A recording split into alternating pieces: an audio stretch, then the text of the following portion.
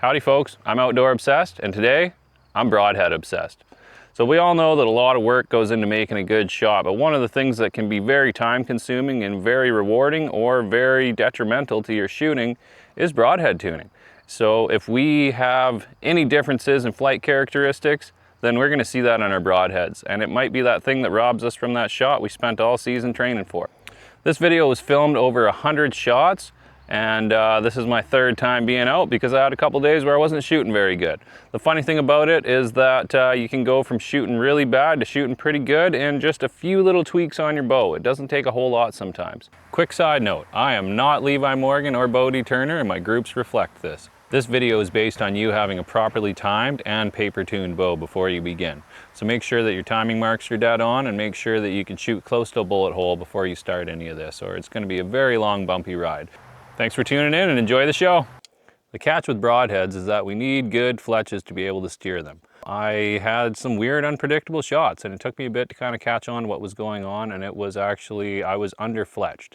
So the fletches and the angle that they're on create a bit of a parachute action, which will kind of correct a wobble faster because it caused more drag in the air. So these fletches will catch that, stabilize it, and then the arrow will point. So broadhead tuning is a pretty complex topic. When we look at these two projectiles here, they're not really ballistically similar. To accurately shoot a field point, you just need to be consistent. So that can mean 3 wobbles to the target each time and then it lands. That can mean that it flies like this, but it doesn't divert from its path. Your arrow can be doing all kinds of weird stuff in the air, and it can still shoot quite consistently on a target. A broadhead's really going to exaggerate those characteristics because it basically has fletches on the front of it. So it's going to want to follow any direction that it goes. It's going to want to point truer, which can kind of be a good thing, but also if wind hits it, or if we let it go on just a little bit of an angle, we shake just that little bit right as we're letting it go, then that's going to try to catch the wind and pull itself in that direction. So when it comes to the impact of both, if we regularly have our field points here and our broadheads here, then we're going to want to tune that out so they both shoot the same. That's basically saying that they're not leaving the bow true, and this is catching more drag in one direction than another. So to do so, we can adjust the arrow rest is the easiest and most common way to do this. So we would want to move our arrow rest in the direction we want the broadhead to move. So a little twitch that way, and this is going to catch a little bit more wind going that angle when it comes out. It's going to end up over here more. Small adjustments on this stuff, guys. Just a 30-second on your arrow rest can be a large change on the target. We can go from broadheads here to broadheads here, but just a tiny little bit, and we can get them all to go to the same place. So I have the Ultra Rest MX2, which is a fully micro adjustable arrow rest. So we have one micro adjuster right here, and then we have another micro adjuster right here. This one's going to adjust our height, our up and down. So if we have a discrepancy of a vertical nature on the target, then we're going to want to adjust our up and down. This one here is going to shift that right and left. And you can see these forks right here, they will move in and out.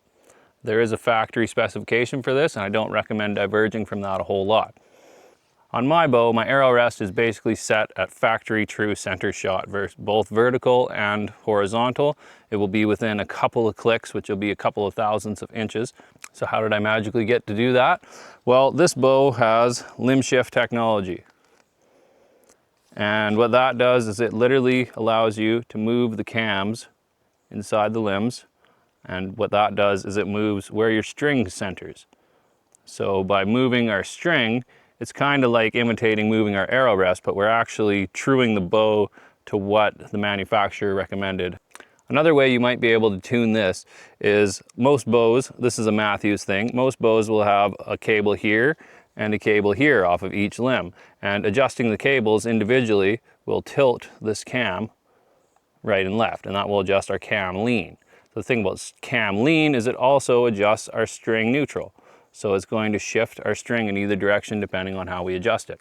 So if we had a right or a left tear and we didn't want to move the arrow rest because it's where the manufacturer specified it should be, then we can do cam shifting or cam angle adjustment to move our string just that little bit. And it doesn't take a whole lot. Start with a half a twist and see what it does. The catch with doing that is that it will also affect your cam phase and that you need to have your timing checked afterwards. So if we had a large discrepancy up and down and we wanted to adjust that without doing the arrow rest, then we have to very carefully retie our D-loop. And this is where it can get real finicky because we're just trying to move the tiniest bit. Sometimes you can shift them. I run a top and a bottom knot inside there. So I have a little knot right there and a little knot right there. And that actually adjusts my knocking point and holds my knock pinch in place properly. So if I allow that to just kind of float around so I can move it up and down to find my sweet spot, what'll happen is when I pull on this, these will actually pinch together a little bit more, and it will cause a knock pinch, which will kind of hold on to the arrow when we shoot it, and it can cause kind of undesirable firing characteristics. When it comes to trying to adjust a D-loop, there is almost no amount of movement that won't be too much. It's very finicky, so the least possible amount that you can do will give you a pretty large difference on the target. Sometimes you can't quite perfectly align with just doing this, and we have to combine a little bit of this with a little bit of this. Move your rest up and down just that little extra to get it fine-tuned. But if I see major differences, typically they would show up on the paper tune stage. So paper tuning, you want to basically get that bullet hole at a few different ranges to make sure that your arrow is firing true out of the bow. Broadhead tuning is like another step above that.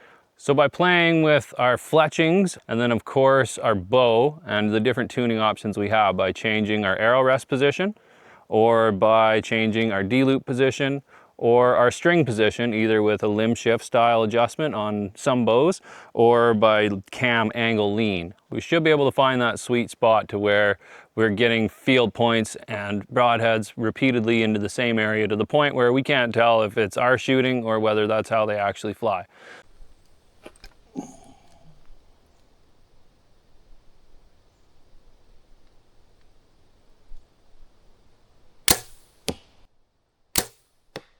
The catch with broadhead tuning is you can only tune as good as you can shoot.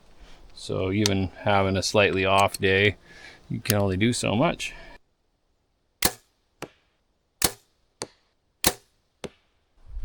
So this is interesting. These are the 3 field points. They are all picking apart the red circle. And these are the 2 broadheads over here. And they are both off to the right hand side. So this is what we're looking for in broadhead tuning, and the goal would be to get those to shoot the same. But just that one group isn't quite enough for me, so let's try it again.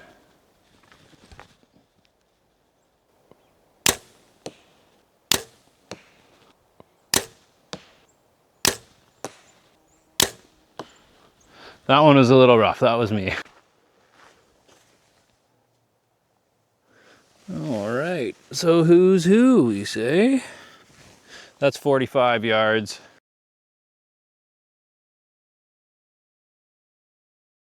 Over here we got broadhead and field point. See that? A little shiny spot right there. That's what happens when you crash them in. Look, there's a little piece of metal right there. Yep, little chunk of metal hanging off the side there. So the broadheads are actually quite a bit stronger than the field points. A little chunk missing out of that.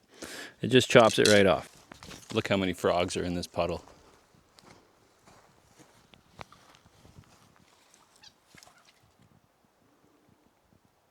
Can you count them? 1, 2, 3, 4, 5, 6, 7, 8, 9, 10, 11, 12, 13, 14, 15, 16, 17, 18, 19, 20. No, I can't count that high. That is a lot of frogs. So I found a new spot and we're going to try shooting 50 yards with the broadheads.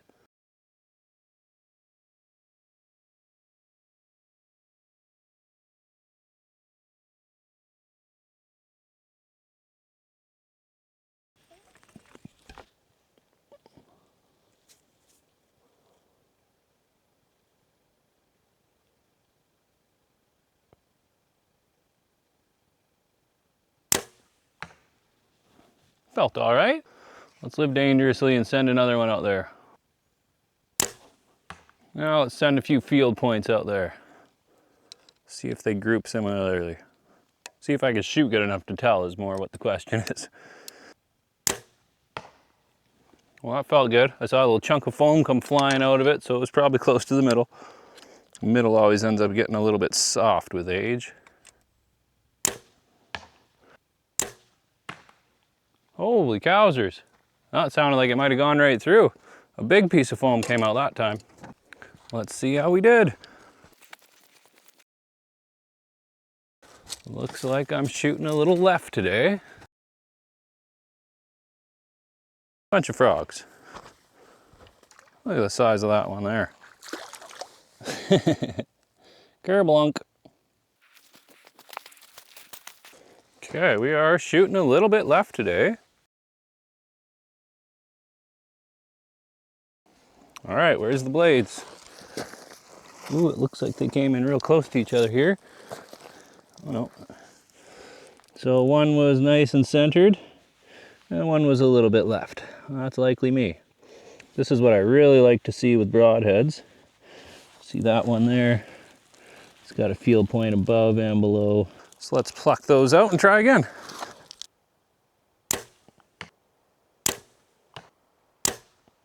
Oh, that was me, I dropped. Let's have a look. Well,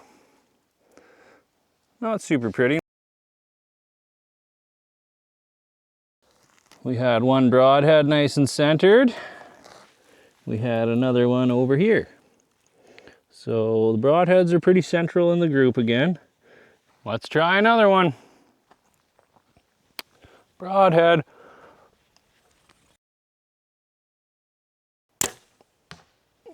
Felt good. See if we can keep a nice group going this time.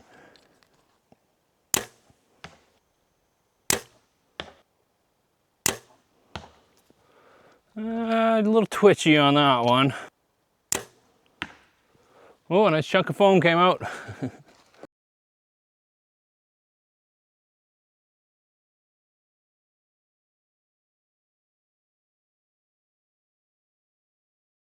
Ooh, look at that, that's dangerous. The joys of practicing with more than one broadhead. I have to check those and make sure they didn't get dinged up, but make sure I didn't chop my fletches off too, because they're known to do that.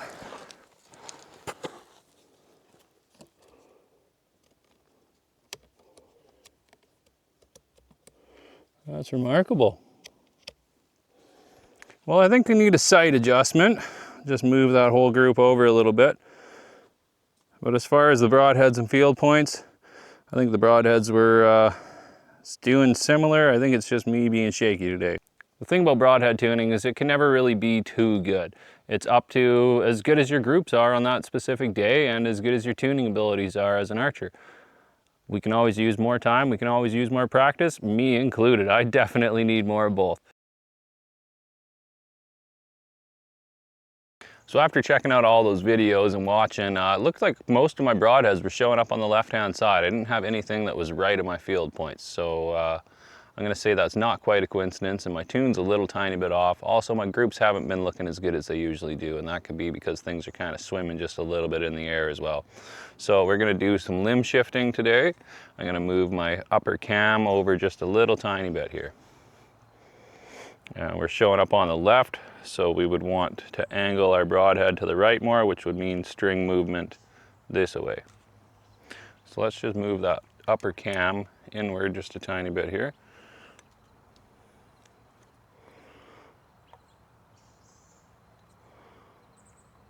Let's just try a quarter turn for now because it's quite sensitive.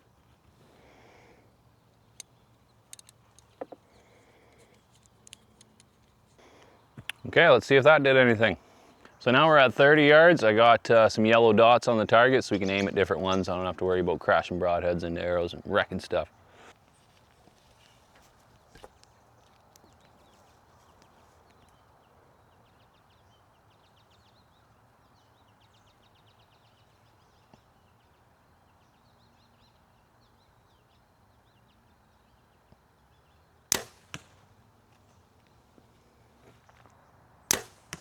Third broadhead.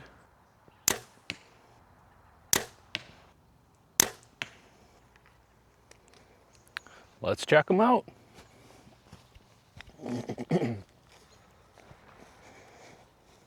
Okay, so I think I went the wrong way on that adjustment. It looks even more obvious. Broadhead, broadhead, broadhead field points. So I think that we made that even worse. But that's good news, because now we know what we got to do. This is why it's really important to always remember what you did before and what it reacted like. So I tightened this a quarter turn last time, so now we're going to loosen it a quarter turn to get back where we were, and then I'm going to go another quarter out past there. That puts us back where we were. That might put us where we want to be. Let's try it out. Here comes the sun. It's going to start getting bright out.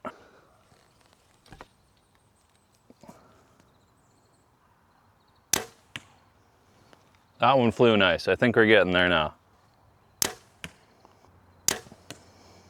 Whew, I can't even see right now. Okay, that flew good. I think that my right and left is coming together. I think I got just a little bit of an up and down hop. I can kind of see it, but they're all pointing pretty evenly now. That was me, about 1.5 inches to the right on that one. It just got really, really bright around here, and it's hard to look at that target now that the sun's hitting my eyes just right. Well, let's see what changed there. Okay, so we have broadhead centered, broadhead centered, broadhead right, and then we got field point centered and field point right. That was a twitch. This shot didn't feel as bad as it looked. It came up that low on its own. The right and left was likely me, that little bit there. And this one I definitely saw the pin drift over a little bit as I was pulling it. So we got a little bit of an up and down issue going on here. And we got to try to figure out what it is. It's getting real bright out now. I'm gonna try to adjust this rest right here, if you can see that. And we're gonna go up just a little tiny bit because I think the broadheads are coming in a little lower than the field points. So let's test that theory.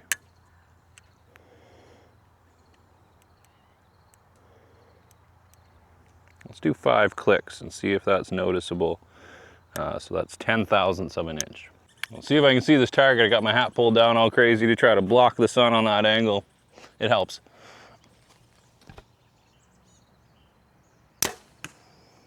All right, that one hit the yellow dot. That's the first one of the day that went right where I was pointing it. But one doesn't mean anything. Better do it again. Okay, just off the dot.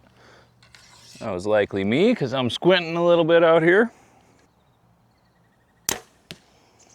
Okay, I think that one's touching the dot again. So this is the best group by far, and I can't see any noticeable kick when they're flying now. These yellow fletches in the sun like that, you can kind of see a bit of a wobble if they're doing it. And it looks like they're coming out pretty true now, so I think that we're on the right track. Send a couple of field points and see if they match up.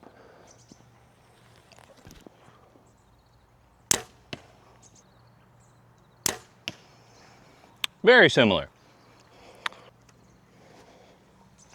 Okay, so I think we're getting on the right track now. That group definitely looked and felt better. And I was pretty much doing my usual mediocre shooting thing, so let's see.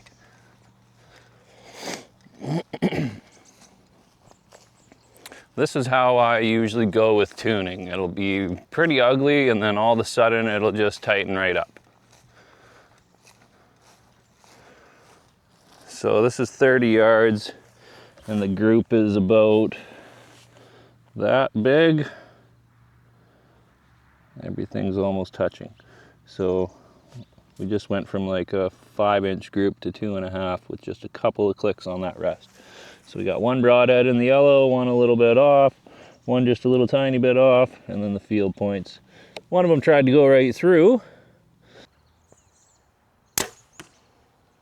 Yeah, can't see. Don't count that one.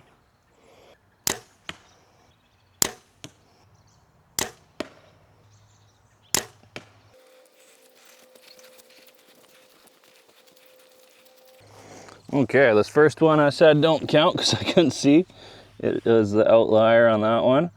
That, I got one broadhead here, edge of the yellow, one broadhead here, edge of the yellow, and 2 field points touching each other again. The field points are a lot easier to get along with. But that's why we're doing this. So the grouping's looking pretty good now, but we're not centered on that yellow dot, obviously. So I think we're pretty happy with the adjustments that we made. So now we're just going to adjust the sights to line up with those. Every time that we shift our arrow rest or our cams around, we're gonna end up moving away from where our sights were zeroed to. So as you can tell, it wasn't a whole lot. It more so affected flight than it did impact, but we can fine tune that just that little extra bit and make it perfect. Let's try it again.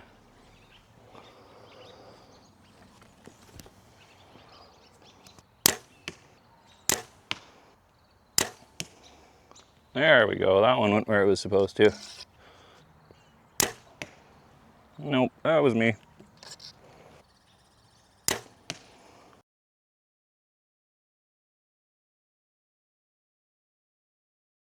So we're gonna shift our sights just a little bit more to adjust our impact for the left. But everything is staying pretty tight so far. Okay, so another small sight adjustment upward, and we'll see if we can keep them on that yellow dot just a little bit better. Get the hat ready here for the sun. That'll do. In the yellow. In the yellow. In the yellow. That one was bad. I'm wobbling. I'm wobbling. That's more like it.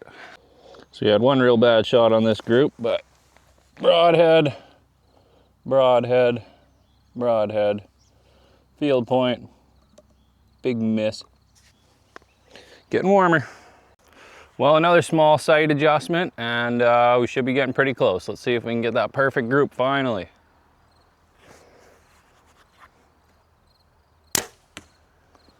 Running out of yellow on that one, so it came up about a ½ inch high.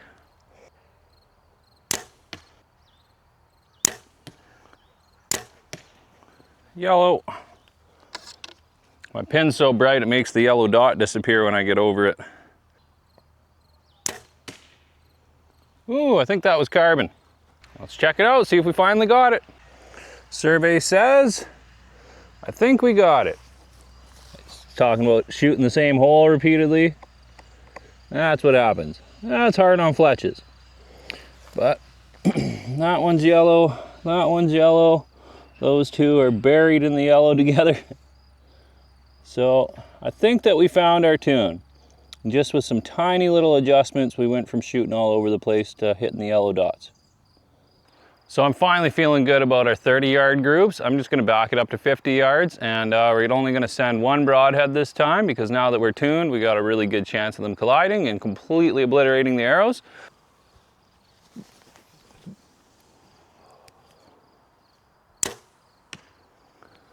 Felt clean. Now I'm gonna chuck 4 field points out there and see if they group together.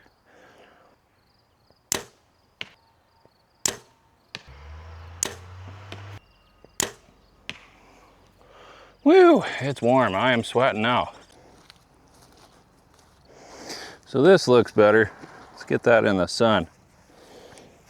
So of course I'm worn out and shooting a little sloppy, but as luck would have it, look where our broadhead is. And then our field points clearly showing that that's just me wobbling around. So we got a 10, 2 9s, and 2 8s, and I'm sweating and I'm worn out, so that's probably as good as that gets.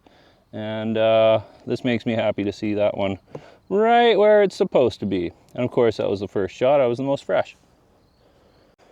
Thank you so much for watching my video. I hope that I was helpful to you guys in some way. This was my personal journey of fine-tuning my bow before the season. It's getting hot out, and I'm gonna pack it in and I'm gonna call it good for today. But I feel a lot better about my grouping and about my consistency between the broadheads and the field points, and that was the objective. So I'm gonna call this one a win. Thanks guys, and make sure to come back soon and see what else we get up to.